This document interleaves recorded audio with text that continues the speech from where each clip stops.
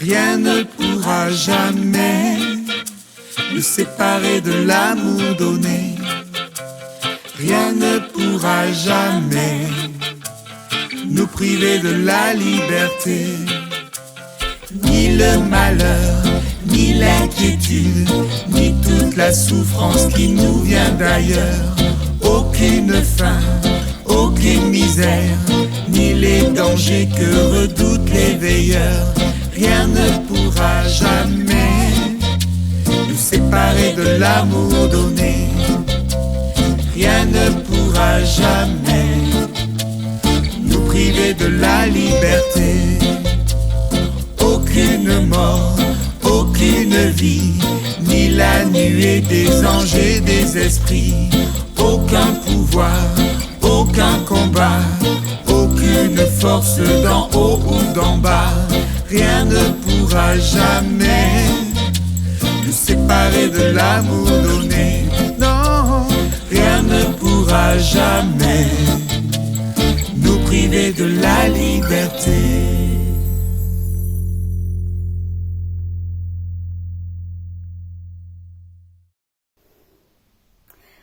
Depuis le début de ce confinement, une question m'est venue comme une claque. Qu'est-ce qu'il fait ton Dieu ? Et j'ai entendu qu'est-ce qu'il fait ton Dieu tout-puissant, ton Dieu qui est bon, ton Dieu qui nous aime. Et cette question n'a pas été du tout posée de façon agressive. Mais oui, je sais y répondre à cette question.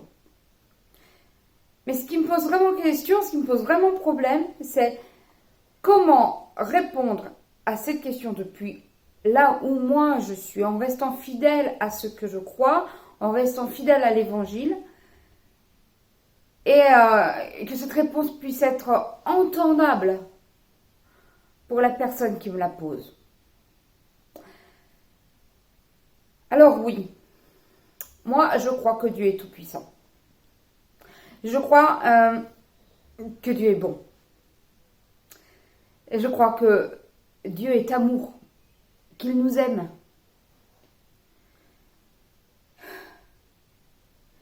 Je crois qu'il veut nous sauver. Je crois qu'il veut que nous soyons vivants. Et je crois que Dieu n'est pas un magicien.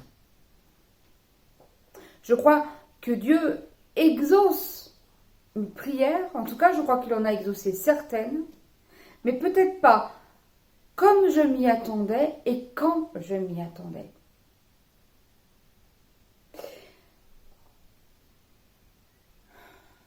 Alors allez-y. Vous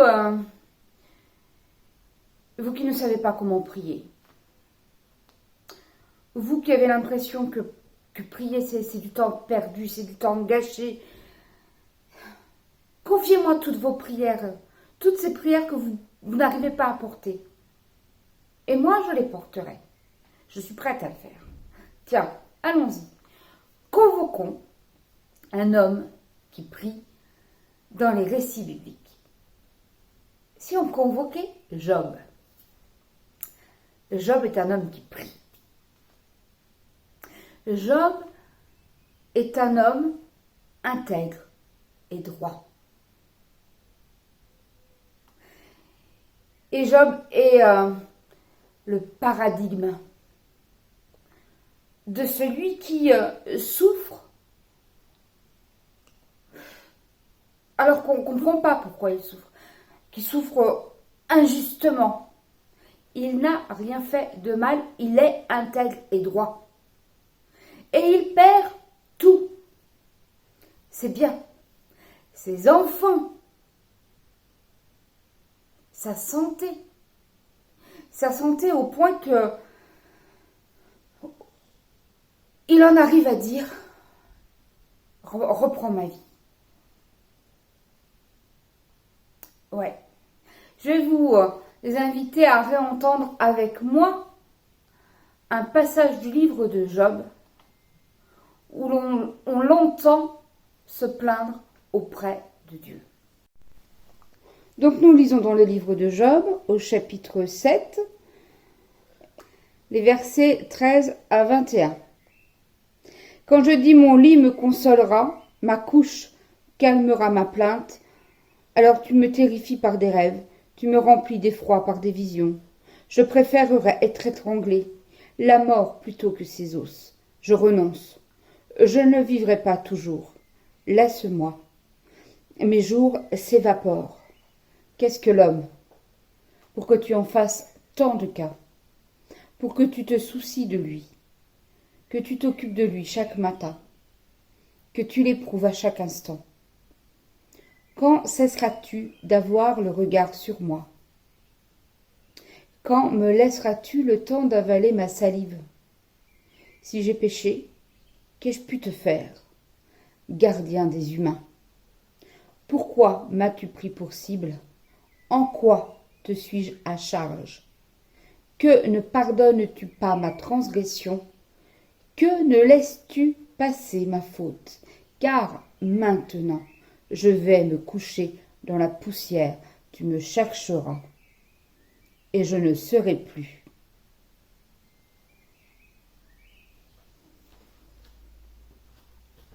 Voyez comme Job prie. Voyez comme il parle à Dieu. Comme il se plaint de Dieu. Comme il lui demande des comptes. Comment il réclame la fin de sa vie. Comment il réclame de mourir. Comment il demande que Dieu reprenne sa vie. Quel culot, quelle audace, quel toupet de cet homme.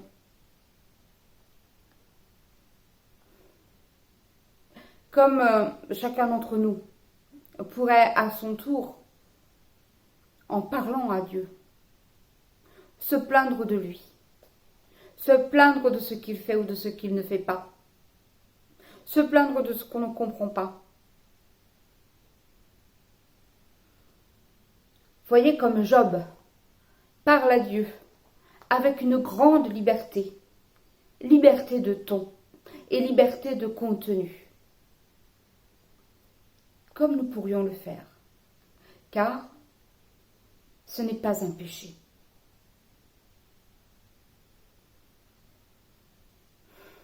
À la vérité, ce récit de Job commence par un dialogue entre Dieu et Satan. Un dialogue au cours duquel Satan met Dieu au défi en ce qui concerne Job. Et Dieu laisse faire Satan. Dieu laisse faire Satan. Ce n'est pas Dieu qui fait, c'est Satan. Et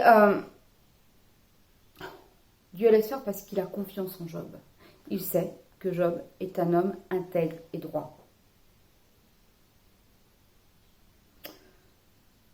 Et puis, il laisse faire parce qu'il entend dans la question de Satan cette alternative. Dis, Job, est-ce qu'il t'aime? Est-ce qu'il te craint? Est-ce qu'il te respecte à cause de tout ce que tu fais de bon pour lui? Ou bien, est-ce qu'il t'aime de façon désintéressée?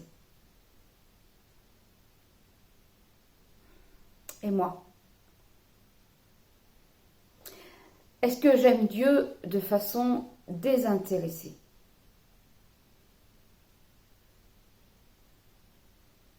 J'apprécie cette formule qui parle de Job pour dire qu'il est nu et écrasé. Cette formule qu'on m'a soufflée. N'y a-t-il personne d'autre dont on puisse dire cela? Qu'il est nu et écrasé. Jésus le Christ peut-être.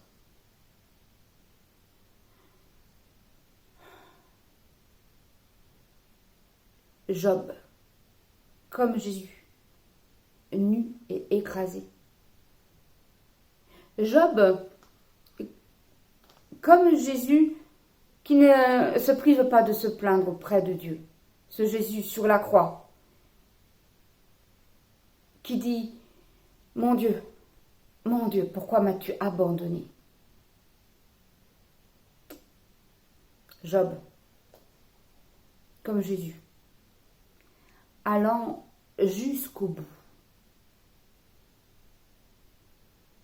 Jésus, le Christ, celui au sujet duquel il est écrit dans l'Évangile selon Jean, « Dieu a tant aimé le monde qu'il a donné son Fils unique, afin que quiconque met sa foi en lui ne se perde pas, mais qu'il ait la vie éternelle. »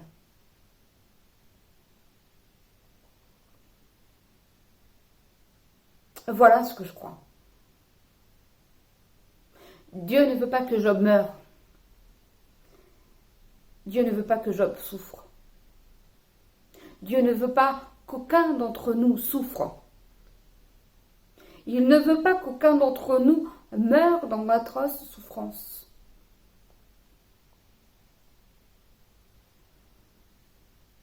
Il a donné son Fils, son unique, son essentiel, sa propre vie, pour que nous soyons sauvés.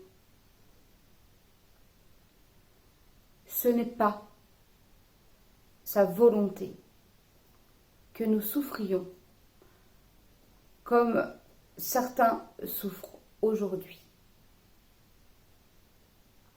Mais alors, si ce n'est pas sa volonté, pourquoi en sommes-nous arrivés là aujourd'hui?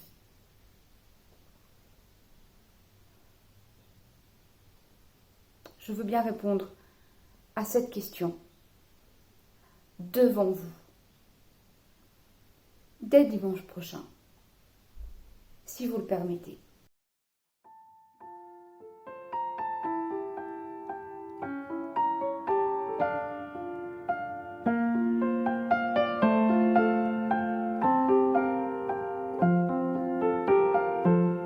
J'ai soif de ta présence, divin chef de ma foi, dans ma faiblesse immense, que ferais-je sans toi?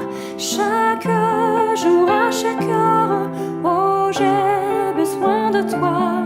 Viens Jésus et demeure auprès de moi. Chaque jour, à chaque heure, oh j'ai besoin de toi. Viens Jésus et demeure auprès de moi. Pendant les jours d'orage, d'obscurité, de froid, quand faiblit mon courage, que ferais-je sans toi? Chaque jour, à chaque heure, oh j'ai besoin de toi. Viens Jésus et demeure auprès de moi. Chaque jour, à chaque heure, oh j'ai besoin de toi. Viens Jésus et demeure auprès de moi. Oh Jésus, ta présence, c'est la vie et la paix dans la souffrance et la vie à jamais. Chaque jour, à chaque heure, oh j'ai besoin de toi. Viens Jésus et demeure auprès de moi. Chaque jour, à chaque heure,